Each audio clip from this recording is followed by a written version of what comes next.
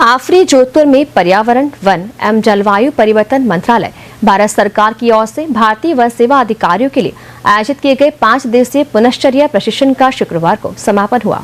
समापन सत्र के मुख्य अतिथि राष्ट्रीय विधि विश्वविद्यालय जोधपुर कुलपति प्रोफेसर डॉक्टर हरप्रीत कौर थी, जबकि विशिष्ट अतिथि हरीश चंद्र चौधरी PCCF मेघालय थे। प्रशिक्षण कार्यक्रम के दौरान शैक्षणिक भवन कार्यालय में प्रशिक्षुओं को टिब्बा स्तरीकरण क्षेत्र, सेतरावा, डेमो विलेज जैसलमेर, इंदिरा गांधी नहर क्षेत्र के पौधारोपण, जैसलमेर का भ्रमण कर रेगिस्तान की पारिस्थितिक तंत्र के बारे में जानकारी प्रदान की। प्रशिक्षण के अंतिम दिन डॉक्टर तरुण प्रजापत ने मरुस्थलीय औषधि पौधे एवं स्वास्थ्य देखभाल प्रणाली पर व्याख्यान दिया। Ministry of environment and forest and climate change ये भारत के अलग अलग शहरों में 30-40 जगह सालाना एक 7 डेज IFS ऑफिसर्स का रिफ्रेशर्स कोर्स कराती है। तो आफरी जोधपुर इंस्टीट्यूट है जो पिछले कई सालों से 25 सालों से ये ट्रेनिंग प्रोग्राम करा रहा है। इसमें इस साल हमारे 26 नंबर ऑफिसर्स आए 13 स्टेट से, और उन ऑफिसर्स ने यहाँ का जो काम हो रहा है, हम फील्ड में कर रहे हैं, लेबों में कर रहे हैं, रिसर्च कर रहे हैं, उसके बारे में जाना। और इनको हम Jaisalmer, Rajasthan canal side, desert national park Jaisalmer ले गए। वहाँ की इकोलॉजी का इन्होंने अध्ययन किया और डेजर्ट में क्या रहन सहन है लोगों का, पशु पक्षी कैसे रहते हैं, यहाँ की बायोडाइवर्सिटी क्या है, यहाँ के ग्रास लैंड्स पर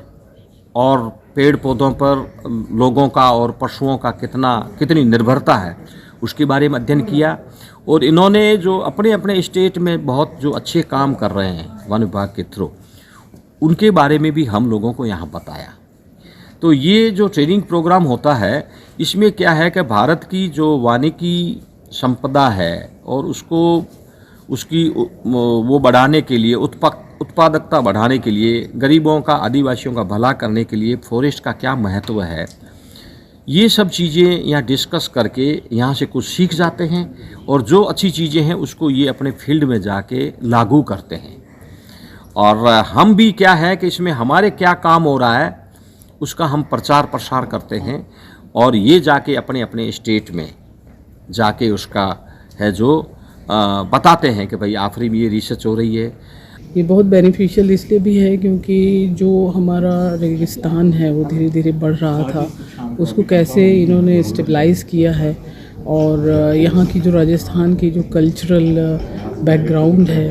वो कैसे मतलब इको टूरिज़्म के साथ इन लोगों ने डेवलप किया है, जिससे आने वाली जनरेशन को बहुत लाभ हो रहा है। और जहाँ तक हम लोग एज एन ऑफिसर देखते हैं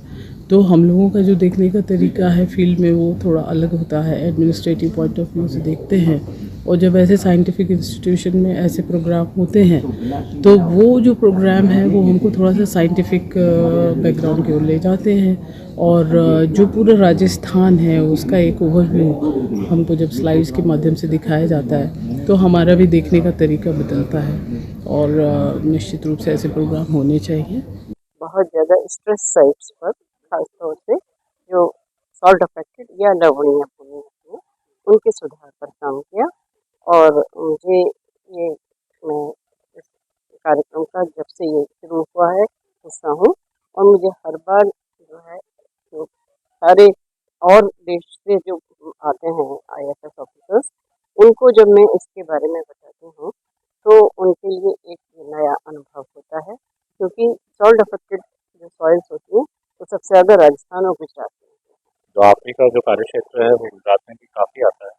हमारे लिए तो ये काफ़ी रेलिवेंट ट्रेनिंग हुई जाती है, क्योंकि आफरी ने